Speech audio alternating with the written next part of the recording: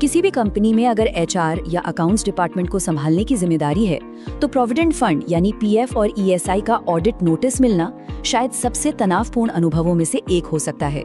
देखिए, ये कोई रूटीन जांच नहीं है, ये एक बहुत ही गंभीर मामला है जिसके बड़े फाइनेंशियल नतीजे हो सकते हैं। तो सबसे बड़ा सवाल यही है, क्या कंपनी इस तरह के ऑडिट के लिए वाकई में तैयार है? आज इस पूरे विश्लेषण में हम ठीक यही समझने वाले हैं कि इंस्पेक्टर्स असल में क्या ढूंढते हैं, वो कौन सी छोटी छोटी गलतियों पर गौर करते हैं और किसी भी जांच के लिए पहले से ही पूरी तरह तैयार कैसे रहा जा सकता है।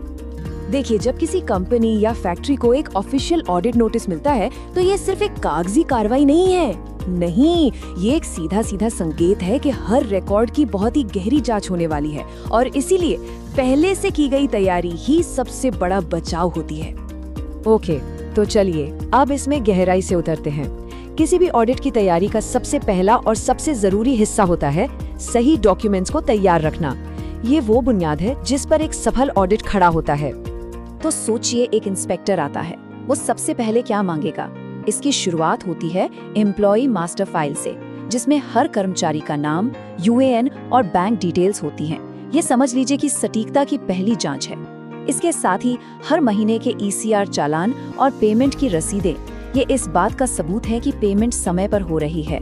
फिर आते हैं अटेंडेंस और सैलरी रजिस्टर, जो दिखाते हैं कि योगदान असल सैलरी पर आधारित है। और हाँ, पीएफ नॉमिनेशन फॉर्म 5A और इंस्पेक्शन बुक को भी संभाल कर रखना बहुत जरूरी है, क्योंकि ये कानूनी प्रक्रिया का हिस्सा है। आखिर में लीव रिकॉर्ड्स और बोनस कैलकुलेशन शीट से ये पक्का होता है कि सभी भुगतानों को सही तरीके से शामिल किया गया है। अच्छा, सिर्फ डॉक्यूमेंट्स का होना ही काफी नहीं है। असली सवाल तो ये है कि अधिकारी उन डॉक्यूमेंट्स के अंदर क्या देखते हैं। उनका फोकस कुछ खास पॉइंट्स पर होता है। देखिए, यहाँ पर बात सिर्फ कागजों की नहीं, बल्कि उनके पीछे की सच्चाई की होती है।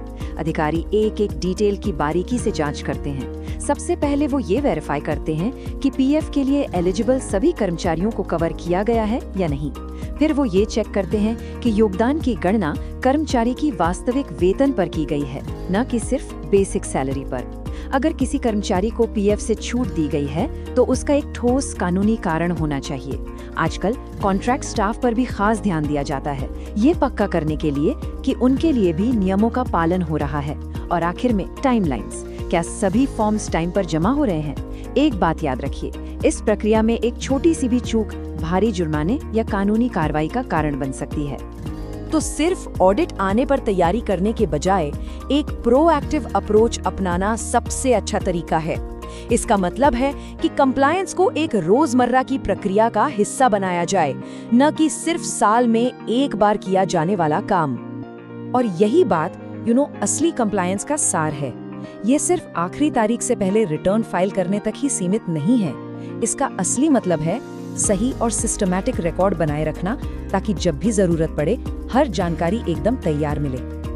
अब देखिए, ये पूरी प्रक्रिया काफी जटिल हो सकती है, इसीलिए कई कंपनियां एक्सपर्ट कंप्लायंस सर्विसेज का सहारा लेती हैं।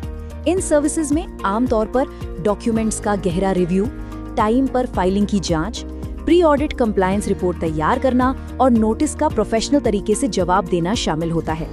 ये एक तरह से लेबर लॉ पर एक्सपर्ट सलाह लेने जैसा ही है, ताकि हर कदम बिल्कुल सही हो। तो आखिर में सबसे जरूरी बात क्या है?